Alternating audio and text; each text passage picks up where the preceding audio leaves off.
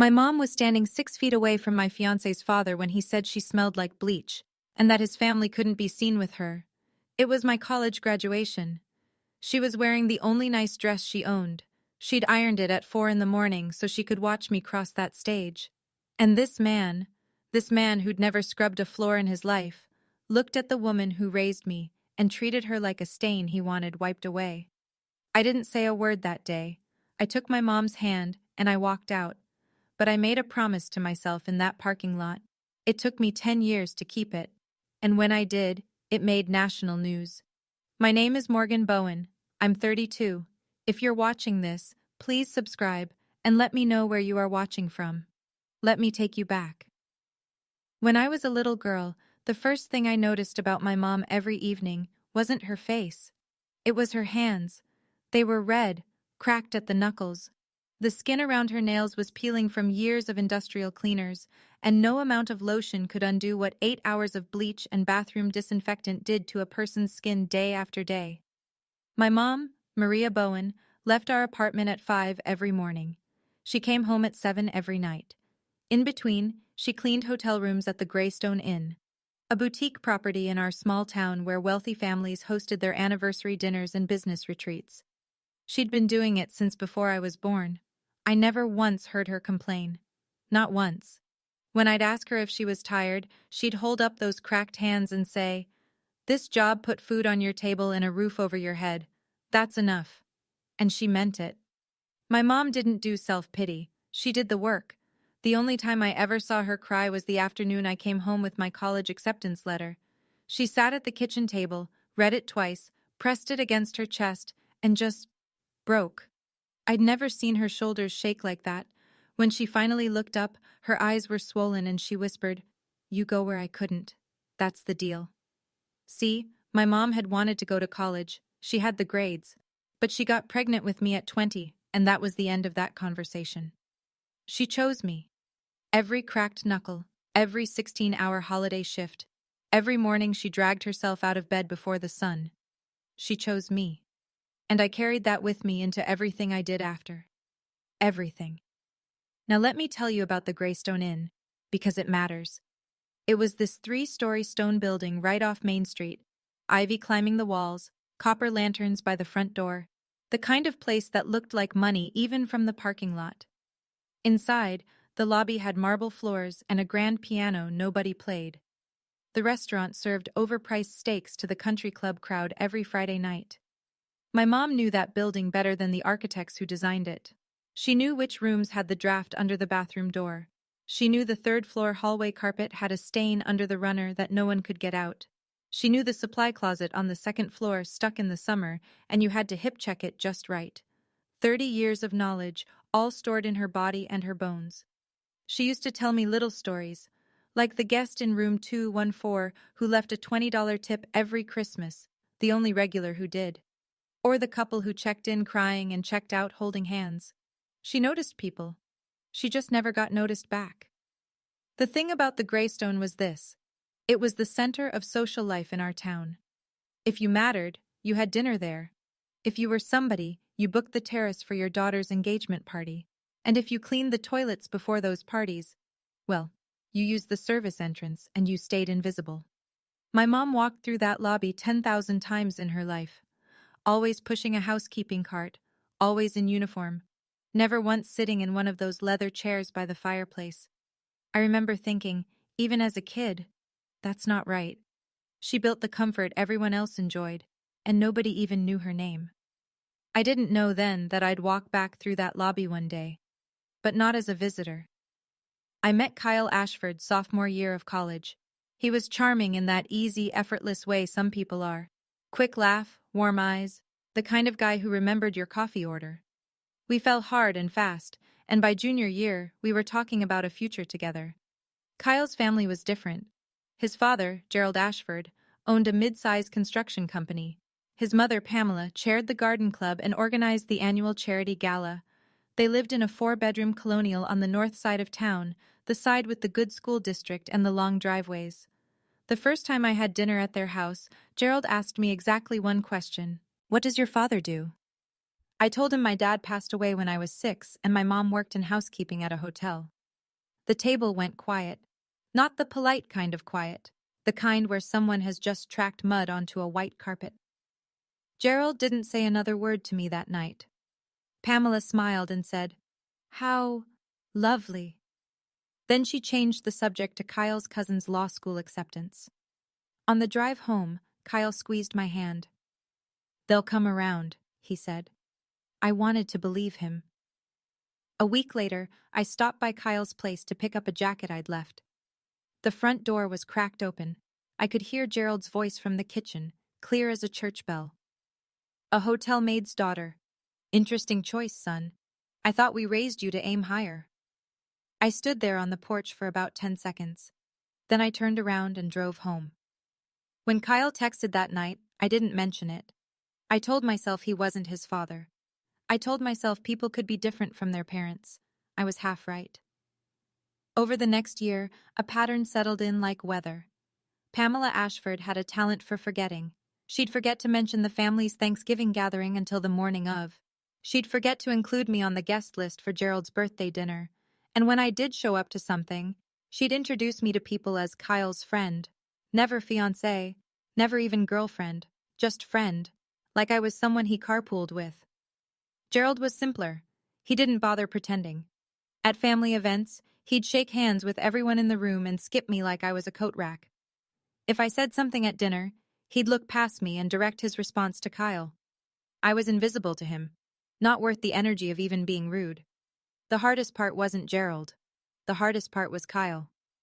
Every time something happened, every forgotten invitation, every cold introduction, every time Gerald looked through me like glass, I'd bring it up in the car on the way home, and every time Kyle would say the same thing. "I'll talk to them." He never did. I gave him chance after chance. I told myself that loving someone means being patient with their family. I told myself he was caught in the middle. I told myself this would get better once we were married and they saw the kind of life we built. But the truth is, Kyle wasn't caught in the middle. He'd picked a side. He just didn't have the courage to say it out loud. I didn't see it then. I was 21 and in love, and I wanted so badly for it to work. So I swallowed it. Dinner after dinner, slight after slight, I kept swallowing. And then came graduation day. The day everything changed. My mom woke up at 4 that morning. I know because I heard the iron going through the bedroom wall, that careful, steady rhythm of someone pressing the only nice dress they owned. She had this floral print dress she'd bought at a thrift store years ago, navy blue with little white flowers. She'd been saving it for a day that mattered. By 6, she was standing in front of the bathroom mirror, doing her makeup with the kind of concentration she usually reserved for checking a room before inspection. She wasn't great at it. Her eyeliner was a little uneven, her lipstick a shade too pink, but she was trying. God, she was trying. I came out of my room in my cap and gown, and she just stood there in the hallway, clutching this old film camera she'd had since the 90s. Not a smartphone. She didn't own one. A real camera with actual film in it. She raised it and snapped a picture before I could even pose. "That one's for the fridge," she said. She looked so proud. Her back was straight, her chin was up, and for the first time in a long time, she didn't look tired. She looked like someone who had just finished a 30-year marathon and was finally crossing the line. Kyle called on the way to campus. His parents were coming to the ceremony. "They want to be there," he said, "to support us." I should have known. The Ashfords didn't show up anywhere to support anyone but themselves. Gerald saw a graduation as networking. Pamela saw it as an occasion to wear a new hat. But I wanted to believe it. I wanted to believe that on this day, my mom's day, really, everyone would just behave. I should have known better. The ceremony was outside, on the main quad. Rows and rows of white folding chairs, a wooden stage up front, banners with the school colors snapping in the breeze. There were maybe 500 people in the audience. Families with balloons, dads with camcorders, grandmothers fanning themselves in the May heat. From the stage, I could see my mom. 3rd row, center section. She was sitting with her camera in her lap, wearing her navy floral dress, looking around with wide eyes like she'd never been to anything this big before. Because she hadn't. Then I spotted them. Gerald and Pamela arrived late. The way people with money always arrive late, like the event doesn't really begin until they're seated. An usher led them down the center aisle to two empty chairs right next to my mother. I watched Gerald look at the seat, then at my mother. He took in the thrift store dress, the drugstore makeup, the old camera. I could see his jaw tighten, even from 50 feet away. He leaned toward Pamela and said something behind his hand. Pamela's face changed. The corners of her mouth pulled down like she'd smelled something sour. She reached for her chair and slid it about 8 inches to the right, angling her body away from my mom. People in the surrounding rows noticed. A woman behind them glanced at her husband. A man 2 seats over looked at Gerald and then at Maria, trying to figure out what was happening. My mom noticed too. I saw it in her shoulders, the way they pulled in just slightly, like she was trying to take up less space. She gripped her camera a little tighter and stared straight ahead at the stage. My stomach dropped. But I was in line. There was nothing I could do. Not yet. After the ceremony, I pushed through the crowd to find my mom. She was standing near the east gate, holding her camera with both hands, waiting for me with that same proud smile from the morning. I ran to her. She pulled me into a hug so tight I could feel the bones in her arms. She smelled like the lavender lotion she put on after every shift, the cheap kind from the dollar store that was supposed to cover the bleach but never quite did. "I'm so proud of you," she whispered. "So proud." Gerald and Pamela were standing maybe 6 feet away with Kyle. Gerald had his sunglasses on top of his head. Pamela was holding a gift bag. Kyle was smiling at me. That half-guilty, half-relieved smile he always wore around his parents. Then Gerald leaned toward Kyle. He didn't whisper. He spoke at a volume that made it perfectly clear he wanted to be heard. "Your mother smells like bleach. We can't be seen with this." My mom's hands went still on my back. Pamela added, without even looking in our direction, "Maybe next time she can wait in the car." The air around us went dead. A family standing nearby stopped mid-conversation and turned. Someone behind Gerald inhaled sharply. Kyle stood there, mouth slightly open, eyes on the ground, and said absolutely nothing. My mom slowly let go of me. She lowered her camera. She looked at the grass. And I saw it. This tiny flicker across her face, like a candle being pinched out. She wasn't surprised. She wasn't shocked. She had heard things like that before. From guests, from managers, from people who thought she was furniture. And that was worse. The fact that she wasn't even surprised, that was the thing that broke me. I didn't scream. I didn't cry. I didn't lunge at Gerald or make a scene in front of 500 people. Not because I didn't want to.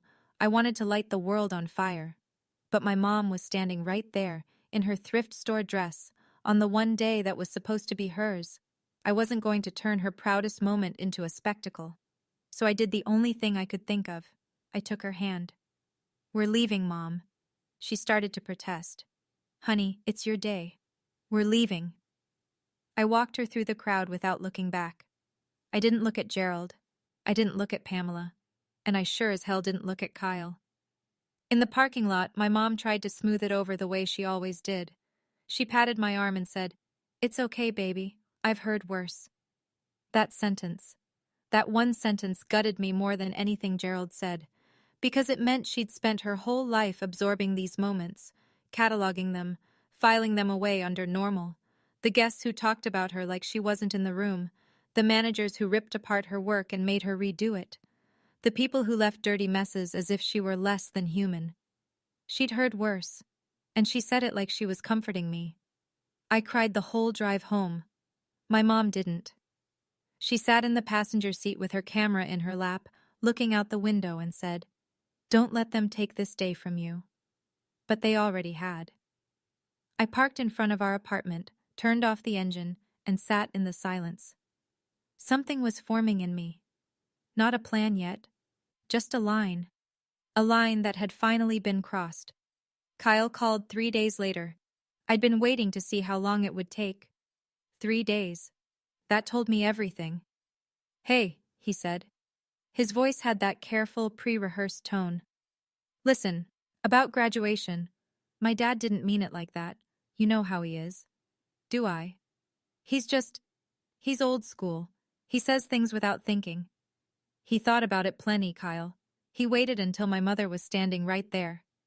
Silence. I could hear him breathing. Did you say anything to him after we left? I asked. Did you tell him it was wrong? More silence. Then, I told him it wasn't cool. Not cool. I almost laughed. Your father told my mother she smells like bleach in front of a crowd of people, and your mother suggested she wait in the car, and the best you came up with was, not cool? Morgan, what do you want me to do? He's my father. And she's my mother. I looked at the ring on my finger. 2 months of Kyle's salary. The diamond was small but real. I'd loved this ring. I'd loved what it meant. I waited 3 years for you to stand up, Kyle. Not for me. For my mother. You never did. Not once. You're overreacting. No, I'm finally reacting. I slipped the ring off. It left a faint tan line on my finger, pale against the rest of my skin. I set it on the kitchen counter. I'll leave the ring in your mailbox. Morgan. Goodbye, Kyle. I hung up. The apartment was quiet. My mom was at work. At the Greystone, of course, cleaning someone else's mess. I stood in the kitchen alone and had no idea what was coming next. But I knew one thing. Wherever I was going, I was done being quiet. Let me pause here for a second. If you've ever had someone you love sit in silence while people tore down the person who raised you, you know what that quiet drive home feels like. And if you're wondering whether I just walked away and moved on, I didn't. What comes next took me 10 years, but I need you here for it. So if you haven't already, hit subscribe and drop a comment. Tell me, has anyone ever disrespected your mother to your face? Because I want to know I'm not alone in this. Okay, let's keep going. After Kyle, things got small. My world shrank to the size of that apartment. I lost him, and with him, I lost the entire social circle that came attached to the Ashford name. The dinner invitations, the weekend barbecues, the couples trips. I was never fully welcome at anyway. It was like being cut from a team I'd been benched on the whole time. I moved back in with my mom. She didn't ask what happened. She didn't push. She just made chicken soup the night I showed up with 2 suitcases and set an extra place at the table like she'd been expecting me. That first week, I did nothing. I sat on the couch, scrolled through job listings, and tried to figure out who I was without Kyle Ashford's last name on my horizon. Then I saw an opening. Entry-level analyst at a commercial real estate firm. Small office, low pay, long hours. I almost scrolled past it. But something about the job description snagged me. Evaluate undervalued properties for acquisition and repositioning. I didn't fully understand what that meant yet, but the word undervalued stuck. I knew what it felt like to be undervalued. I applied. I interviewed in a borrowed blazer. I got the job. $29,000 a year plus a parking spot. My mom drove me to my first day. We sat in the parking lot and she looked at the building, this squat, unremarkable office next to a tire shop, and said, "Looks like a start." That's the thing about my mom. She never oversold anything. She never said, "You're going to be amazing," or "This is your destiny." She said what was true. It looked like a start. And it was. What I found in those late nights, spreadsheets open, coffee cold, calculator running, surprised me. I was good at this. Small towns have long memories and loud mouths. Within a month, everyone who mattered, and plenty who didn't, knew that Morgan Bowen had been let go by the Ashford boy. That's how they framed it. Not that I'd left, that I'd been released, like a fish too small to keep. Gerald made sure of it. A friend of mine who waitressed at the country club told me he'd been holding court at the bar after his Saturday golf round, drink in hand, saying, "The girl actually thought a maid's daughter could walk into our family." Kyle dodged a bullet. He said it to a table of 6. It got repeated to a table of 12. By Monday, half the town had some version of the story. My mom heard it too. She had to.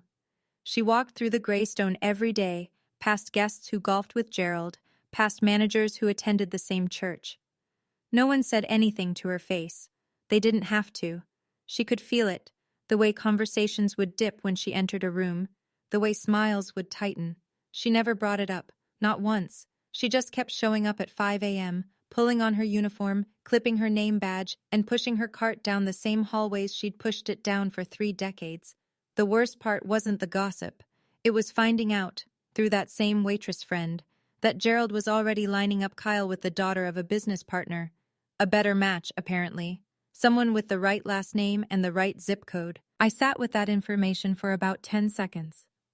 Then I closed my laptop, went to bed, and got up the next morning to go to work. Gerald Ashford could talk all he wanted. I had numbers to run. Daniel Kessler walked into my life 6 months after I started at the firm. He was a real estate attorney who handled closings for our deals. Mid-40s, sharp jaw, sharper suits, and the kind of calm that made you trust him before he even opened his mouth. He noticed my work before he noticed me.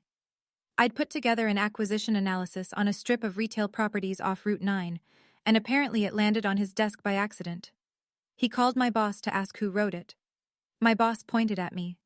Daniel showed up at my cubicle on a Tuesday afternoon, leaned against the partition, crossed his arms, and said, "You wrote the Route 9 breakdown?" "Yes, sir." "It's good. Your cap rate assumptions are conservative, which means you actually think instead of guess." He paused. "What do you want out of this?" Nobody had ever asked me that. Not what position I wanted, not what salary, what I wanted. "I want to own things," I said, "not clean them." It came out before I could filter it. I braced for a reaction. Pity, awkwardness, something. He just nodded. "Then learn the numbers. Everything else is noise." From that point on, Daniel became my mentor. Not in the hand-holding, motivational poster way. In the way that mattered, he gave me work that was too hard for me and expected me to figure it out. He showed me how deals were structured, how financing worked, how to read a seller's bluff. He answered my questions with more questions. One afternoon, he mentioned offhandedly that the commercial real estate market in our area was shifting.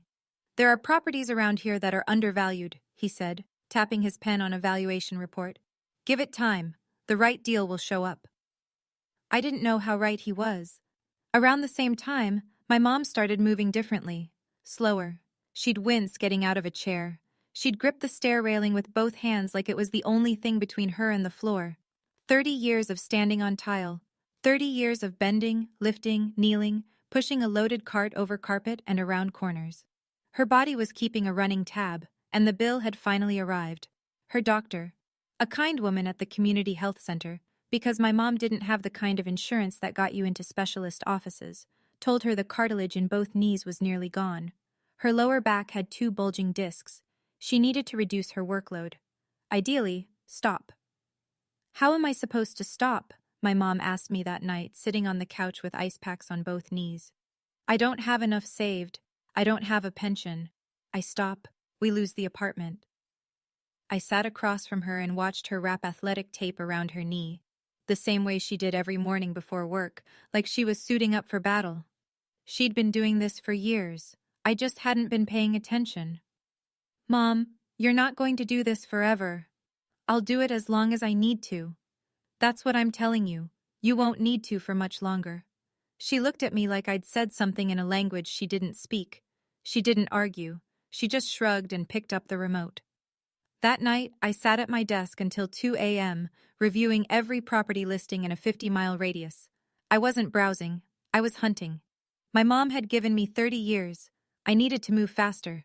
And the market was about to give me the chance. My first real deal fell apart on a Thursday afternoon in a conference room that smelled like stale coffee. It was a small office building off the interstate. Ugly, underpriced, full of potential. I'd put together a proposal, found an investor willing to go in with me, and walked into the bank feeling like I had a chance. The loan officer was polite. He read my proposal, nodded a few times, then pushed it back across the table. "Insufficient track record." 3 words. That was it. I didn't have enough history. I was 24 years old with a good analysis and no resume to back it up. The door was there. I just didn't have the key. I sat in my car in the bank parking lot for 20 minutes, staring at the steering wheel. Then I called my mom. She picked up on the second ring. She was on break. I could hear the ice machine humming in the background. "I got turned down," I said. "Good." I blinked. "Good? Now you know what the door looks like. Next time you'll find the window. I laughed. It was the first time I'd laughed in weeks. My mom had a way of boiling everything down to something you could actually hold on to. I hung up and sat there a little longer. The building across the street had a "for lease" sign in the window. The strip mall next to it was half empty. I started doing the math in my head without even meaning to. 2 days later, Daniel called. "I've got an investor who's been looking for a joint venture partner on a retail repositioning. You interested?" I was in his office within the hour. The first failure had done what failures do. It taught me where the edges were, and how to get past them. The deal was a strip mall on the east side of town. 10 units, half vacant, roof leaking, parking lot cracked like a dried riverbed. The owner was an out-of-state landlord who hadn't set foot on the property in 2 years. It was listed at a price that made experienced investors walk past. I saw something different. I spent 3 weeks running numbers. Renovation costs, tenant profiles, lease rates for comparable properties within a 20-mile radius. Then I presented the analysis to Daniel's investor, a retired contractor named Ed Hartwell who wore flannel to meetings and made decisions based on math, not ego. Ed looked at my spreadsheet, scratched his chin and said, "You really think you can fill these units in 18 months? I think I can fill them in 12. I was wrong. It took 9. I managed the renovation myself, not swinging hammers, but hiring the crews, negotiating with subcontractors, keeping the timeline tight. I walked that property every morning before work, checking on progress the way my mom checked rooms at the Greystone. Thorough, relentless. When the final tenant signed, the property was worth 40% more than what we'd paid. Ed got his return. I got mine, and I reinvested every dollar. My mom came with me to the strip mall one afternoon, just to see it. She walked through the parking lot, now smooth and freshly striped, and looked at the new signage on the storefronts. She didn't say, "I'm proud of you," or "you did it." She said something better. "You look like someone who owns something." 3 more deals followed, each bigger than the last. But there was one property I kept watching, one listing I checked every month like a heartbeat, that wasn't for sale yet. I'd been tracking the Greystone Inn for 3 years before it ever hit the market. Not emotionally, financially. I watched its occupancy rates drop. I watched the online reviews slide from 4 stars to 3. I noticed when they stopped hosting the Chamber of Commerce dinner. I noticed when the landscaping went from manicured to good enough. The owner, a man named Arthur Conley, mid-70s, was tired. His wife had passed. His kids lived in other states and didn't want the headache. The property taxes were climbing, the building needed a new roof and updated plumbing, and the revenue wasn't keeping up. I ran the numbers quietly. Location? Excellent. Square footage? Right for a boutique renovation. Comparable sales in the region put the value somewhere between 7 and 9 million, depending on the condition assessment. With the right renovation plan and a repositioning strategy, the upside was significant. Daniel noticed me pulling Greystone data one evening and said, "That property is a textbook turnaround opportunity. Location alone is worth the price." I nodded. I didn't tell him why I was really watching it. Not yet. Because there was another number I couldn't stop thinking about.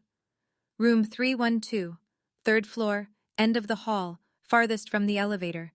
The room my mom always saved for last, because it was the hardest to get to with a full cart. She'd cleaned that room more times than I'd eaten dinner. And she was still cleaning it, every single day. At night, I'd sit at my desk with 2 screens open, one showing the Greystone's financial data, the other showing my mom's medical bills. 2 columns that told the same story from different angles. Something had to give, and I was almost ready to be the one who made it give. When the Greystone finally came to market, I was ready. Arthur Conley listed it at $8.5 million through a commercial brokerage. I'd been underwriting the property in my head for 3 years. I knew the real number. I put together the proposal in 1 weekend. Renovation plan, projected cash flows, tenant retention strategy, 5-year capital expenditure forecast. Every page backed by data I'd been collecting since before I had the right to collect it. I sat across from Ed Hartwell and 2 other investors I'd brought on over the years. They reviewed the package.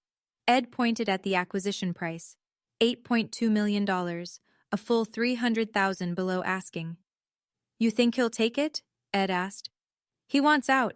His kids don't want the building. We close fast, no contingencies, and he gets a clean exit. He'll take it. The investors agreed. The deal had legs. The math worked. This wasn't emotion. This was a textbook commercial acquisition. But there was one conversation I'd been putting off. That evening, I met Daniel at his office after hours. I told him something I'd never said out loud before. My mother has cleaned rooms in that hotel for 30 years. He set down his pen. He didn't speak for about 10 seconds. Then he said quietly, "Then let's make sure she never has to again." That night, I called my mom. I didn't tell her what I was doing. I just asked one question. "Mom, do you trust me?" She paused. "Always have." "Then trust me a little longer." The offer went in on a Tuesday. The seller countered once. We held firm. By Friday, we had a signed purchase agreement. I sat in my car in the parking lot of Daniel's office, holding the contract, and I cried for the second time in 10 years. Closing day felt like standing at the edge of a cliff and choosing to jump. The wire transfer went through at 10:47 a.m., $8.2 million. The deed transferred. The keys were mine. I drove to the Greystone alone that afternoon. I didn't bring anyone. I didn't celebrate. I just wanted to walk through it. The lobby looked the same. Marble floors, copper fixtures, that piano in the corner still gathering dust. The front desk was empty. It was the gap between checkout and check-in, the quiet hour when housekeeping owned the building. I walked up the staircase to the second floor, past the supply closet that stuck in summer, past rooms my mother had cleaned 10,000 times. The hallway smelled like lemon cleaner and starch, the smell of her work, the smell of my childhood. I climbed to the third floor, room 312, end of the hall. The door was propped open. The bed was freshly made, tight corners, no wrinkles. The bathroom was spotless. On the cart outside, I saw the clipboard with the room inspection checklist, next to "Inspected by," in familiar handwriting, M. Bowen. I sat on the edge of that bed and pressed my hands against the mattress. The springs gave slightly. This mattress was old. The carpet was worn near the door. The curtain rod was slightly bent. My mother had been making this bed for longer than some marriages last. I pulled up the employee records on my laptop. Under Employee of the Month, Lifetime Awards, Maria Bowen had been selected 11 times in 30 years, more than anyone else on the list. 11 small plaques on a corkboard in a break room that no guest ever entered. I closed the laptop, and I sat there, in my mother's last room, and I let myself feel all of it.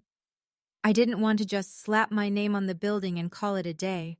Anyone with money can buy a hotel. I wanted to build something that would outlast the transaction. Over the next 2 months, I put together a plan with 3 parts. First, a bronze plaque in the main lobby, permanently mounted, with an inscription that read, "In honor of the housekeeping staff of the Greystone Inn, your hands built the comfort others enjoyed." Not tucked away in a hallway, not in the break room. In the lobby, right next to the front desk, where every guest would see it.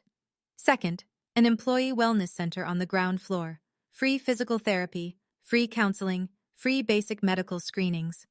Open to every hotel employee, full-time or part-time. Named the Maria Bowen Center. Third, a charitable foundation attached to the property, funding scholarships for children of hospitality workers. And the honorary chairwoman of that foundation would be Maria Bowen. I contacted the local TV station, not to brag but because I wanted the story told. A reporter named Jenna Malloy called me back within an hour. When I explained the situation, daughter buys hotel where her mother worked as a maid for 30 years, she went quiet. "Is this real?" she asked. "Every word." "We'll be there. And Morgan? This might go bigger than local." I invited every current and former employee of the Greystone Inn. I invited local business owners. I invited the mayor's office. The ceremony would be in the lobby. The same lobby my mother had walked through invisible for 3 decades. I did not invite the Ashfords. I didn't need to. That's the thing about local news. Everyone watches. Everyone. The hardest part wasn't buying the hotel. It wasn't planning the ceremony. It was telling my mother. I picked her up on a Saturday morning and told her I needed her help checking something at the Greystone. She didn't question it. She put on her sneakers, the ones with the worn-out soles she refused to replace, and got in the car. When we walked into the lobby, she headed straight for the housekeeping closet. Muscle memory. 30 years of turning left at the front desk, grabbing a cart, and disappearing into the service corridors. "Mom, stop." She turned around. "Come here." I walked her to the wall next to the front desk. The plaque was already mounted, covered with a cloth. I pulled the cloth off. She read it. Then she read it again. Her lips moved over the words like she was tasting each one. Her hand came up and touched the bronze, tracing the letters. "What is this?" she said. "I bought this hotel, Mom." She stared at me. "What?" "The Greystone. It's mine. And this wellness center," I pointed to the sign on the door to the left of the lobby, "is named after you." She didn't move. She just stood there, her fingertips still on the plaque, and I could see her processing it. The woman who had cleaned this building for 30 years, standing in the lobby she'd walked through, invisible, reading her own name on the wall. Then she broke. It wasn't loud. It wasn't dramatic. She just leaned forward, pressed her forehead against the plaque, and cried, quietly, like she'd been saving it. "You didn't have to do this," she whispered. I put my arm around her. "I know, but you deserved it 30 years ago." She couldn't look at me. She just kept touching the letters of her name. The week before the ceremony, the Greystone transformed. Fresh flowers in the lobby. A small stage set up near the fireplace. 2 rows of chairs facing it, with a center aisle for the cameras. Banners printed in navy and gold, the hotel's original colors, framing the entrance.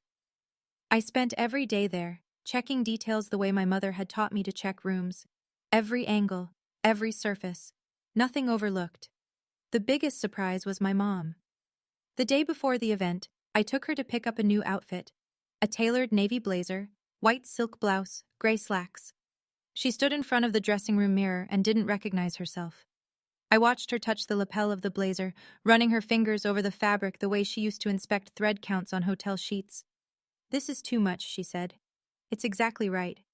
She looked at me in the mirror. She didn't argue. Former Greystone employees started calling all week. Some I'd tracked down through old HR records, others heard through the grapevine.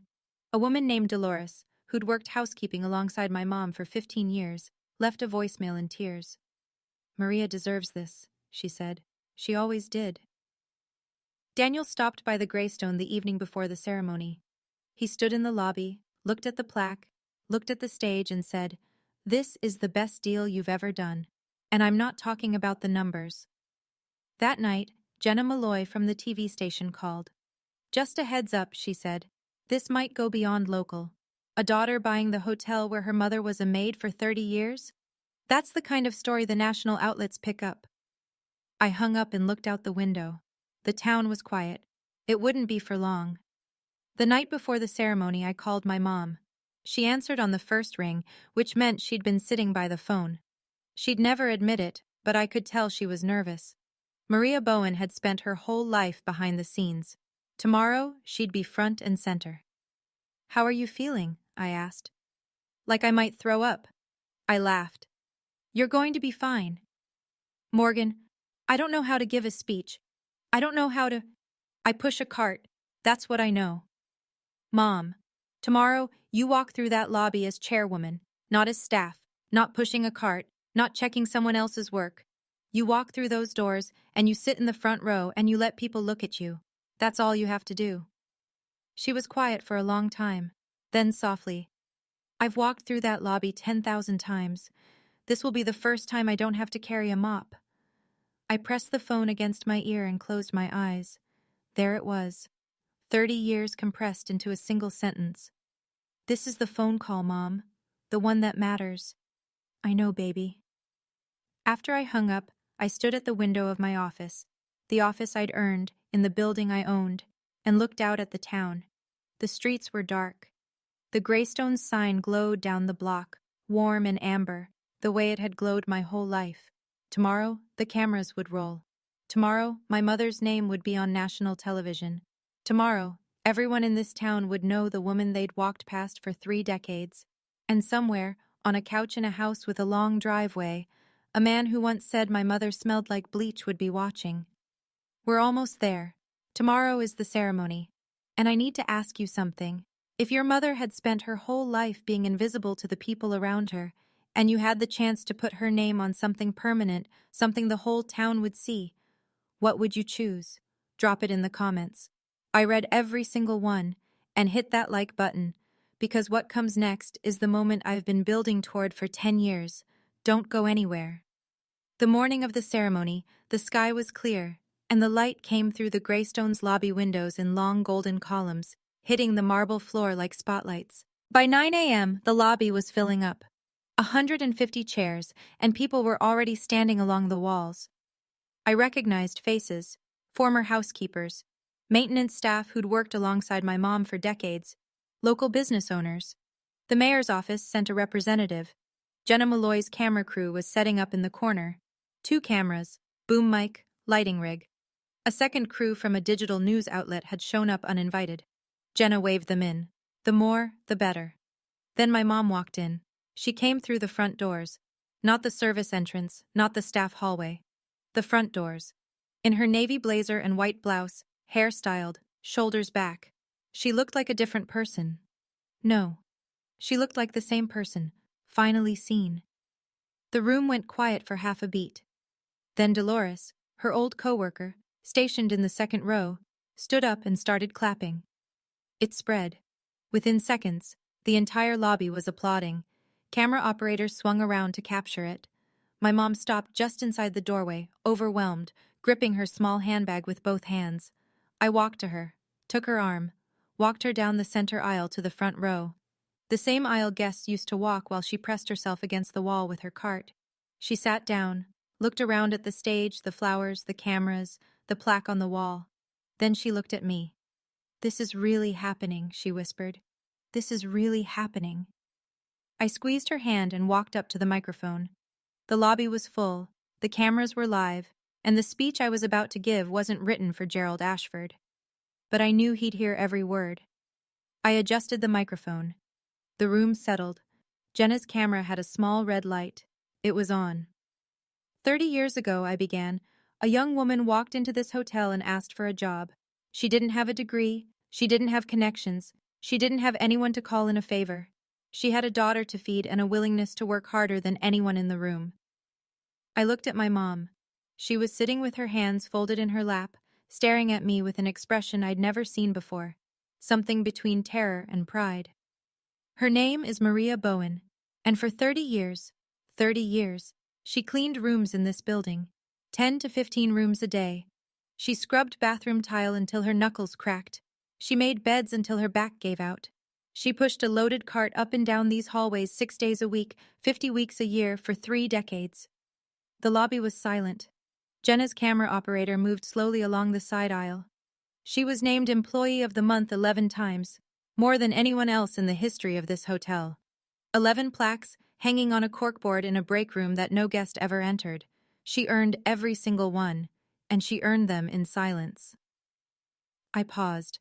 In the second row, Dolores had her hand over her mouth. A man I recognized as a former maintenance supervisor was blinking hard. Maria, my mother, was looking at her hands. Most of the people in this room have stayed in hotels. You've slept on clean sheets. You've used fresh towels. You've walked into a room that smelled like someone cared, but you probably never thought about the person who made it that way. I let that sit. The room was still. Today, we're going to think about her. I walked to the wall next to the front desk. The plaque was still there from when I'd shown my mom, polished bronze, mounted at eye level, where every guest would see it walking in. This plaque reads, "In honor of the housekeeping staff of the Greystone Inn, your hands built the comfort others enjoyed." I ran my fingers along the edge. It's not in a hallway. It's not in the break room. It's right here, in the lobby, because that's where it belongs. The crowd applauded. Cameras flashed from the news crew. I turned to the left side of the lobby, where a set of glass doors had been installed during the renovation. Behind these doors is a brand new employee wellness center. Free physical therapy, free counseling, free medical screenings. Open to every employee of this hotel, full-time or part-time, current or former. I took a breath. It is named the Maria Bowen Center. My mom's head came up. She looked at the doors. She looked at her name etched into the glass panel above them. Her chin trembled. "Mom, could you come up here?" She didn't move at first. Dolores put a hand on her back and whispered something. My mom stood up, slowly, the way she always did now because of her knees, and walked to the stage. The entire room rose, 150 people on their feet. The applause was loud and sustained. My mom stood next to me, staring out at the crowd, tears running down her face without a sound. I put my arm around her. "Mom, you spent 30 years making sure other people had a clean place to rest. Now it's your turn." She pressed her face into my shoulder. The cameras kept rolling. Dolores was openly sobbing. The room didn't sit down for a full minute. When the room finally settled, I stepped back to the microphone. My mom stayed beside me, holding my hand. I could feel her pulse through her palm, fast, steady, alive. "I want to say one more thing." I looked out over the crowd, the cameras, the faces, the people who had known my mother, and the people who were meeting her for the first time. There were people along the way who made my mother feel small. I'm not going to name them. That's not what today is about. I paused. Jenna's camera was close. I could see the red light reflected in the lens. But I'll say this. The measure of a person is not what they own. It's not the size of their house or the name on their business card. It's how they treat the people who serve them. The person who cleans your room. The person who bags your groceries. The person who holds the door open when your hands are full. My mom squeezed my hand. I squeezed back. My mother was never less than anyone in this room. She was more. Because she showed up every single day for 30 years and never once asked for recognition. She didn't do it for a plaque or a title. She did it because her daughter needed shoes and school supplies and a chance. The room was gone. Tears everywhere. A man in the back, I later found out he was a retired hotel manager from the next county, took off his glasses and pressed the heels of his hands against his eyes. This hotel is no longer just a business. It's a reminder that the people who clean your room, who wash your sheets, who show up before dawn and leave after dark, they matter. They always did. The room erupted. Standing ovation. My mom gripped my hand and didn't let go. After the speech, the lobby turned into something I hadn't planned for, a reunion. Former housekeepers surrounded my mom like she was a magnet. Women she'd worked alongside for years, some she hadn't seen since they left the Greystone a decade ago. They hugged her. They held her hands.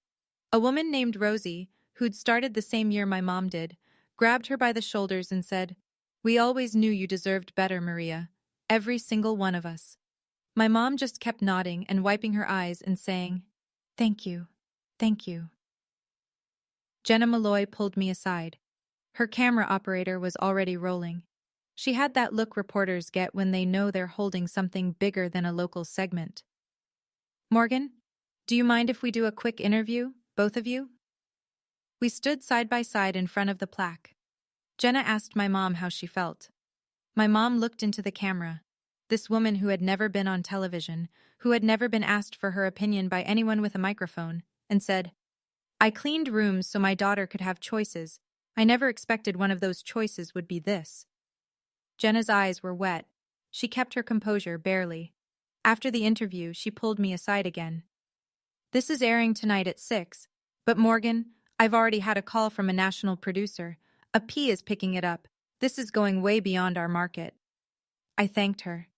I walked back to my mom, who was now sitting in one of the leather chairs by the fireplace, the chairs she'd dusted for 30 years and never once sat in.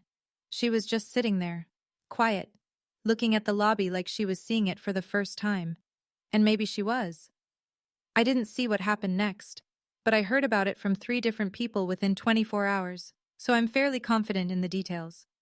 Gerald Ashford was sitting in his living room that evening. He'd been retired for about 18 months, not by choice. His construction company had lost its biggest municipal contract when the county shifted vendors, and without that anchor, the smaller jobs dried up. He wasn't broke. He still had the house, the car, the club membership. But the phone had stopped ringing. The dinner invitations had thinned. He was a man who used to fill a room, and now the room was mostly empty. Pamela was in the kitchen when the 6 o'clock news came on.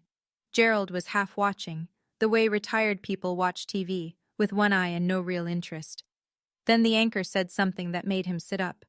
A local woman's incredible gift to her mother is making national headlines tonight. The screen cut to the Greystone lobby, the plaque, the stage, the crowd. And then, Morgan Bowen, standing at the microphone. Maria Bowen, standing beside her daughter with tears on her face. Gerald watched the entire segment without moving. He heard the part about the housekeeping plaque. He heard the part about the wellness center named after Maria. He heard the part where the reporter mentioned, without using names, a cruel remark about bleach made at a graduation ceremony years ago. No names, but this was a small town. It wouldn't take long.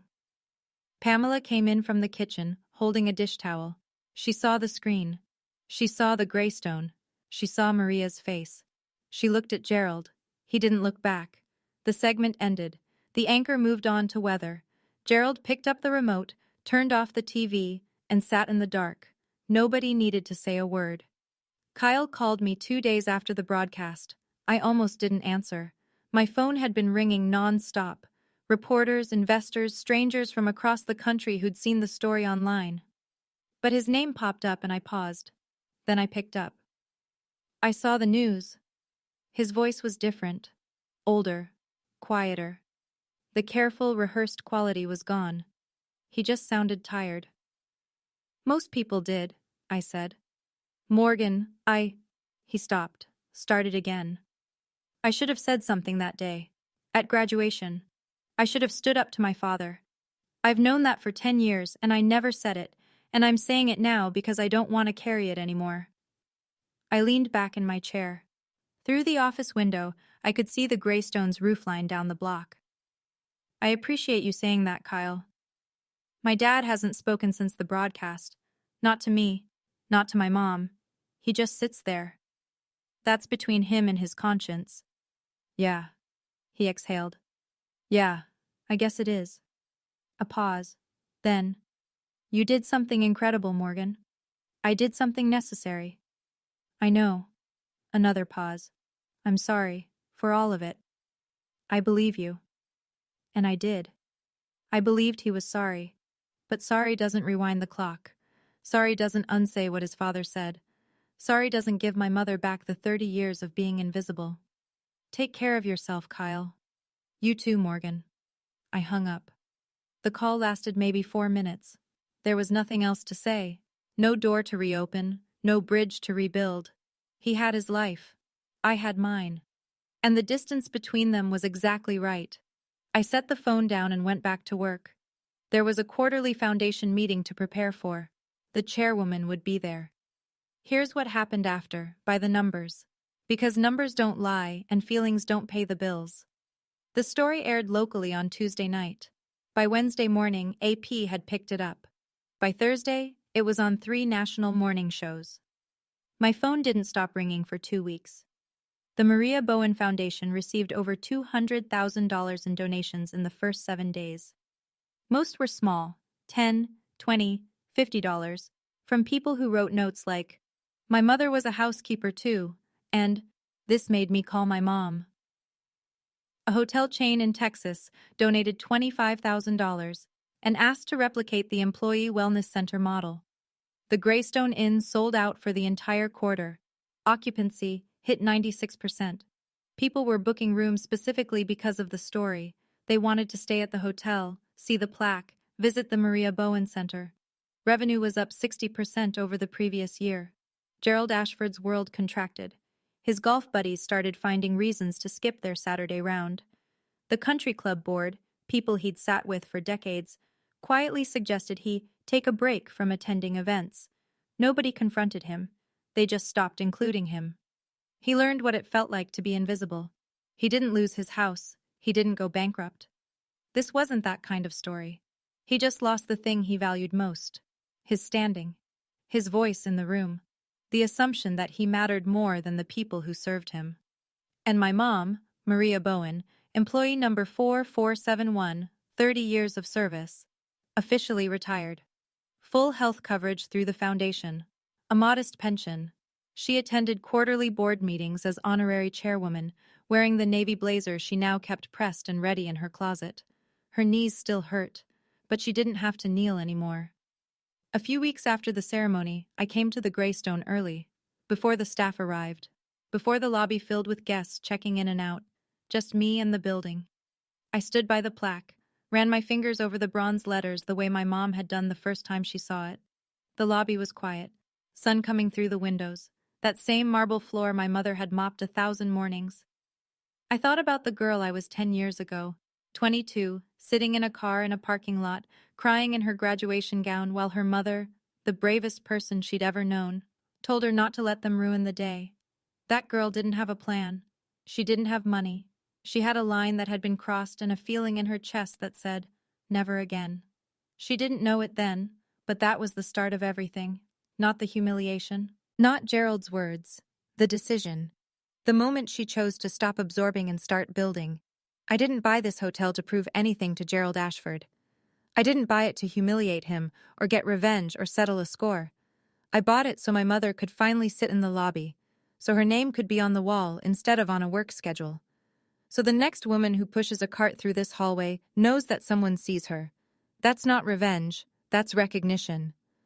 My mom doesn't call it vindication. She doesn't use words like that.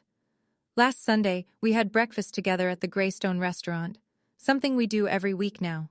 She ordered pancakes and coffee. When she was done, she pushed her plate forward, leaned back, and smiled. She didn't have to clear the table.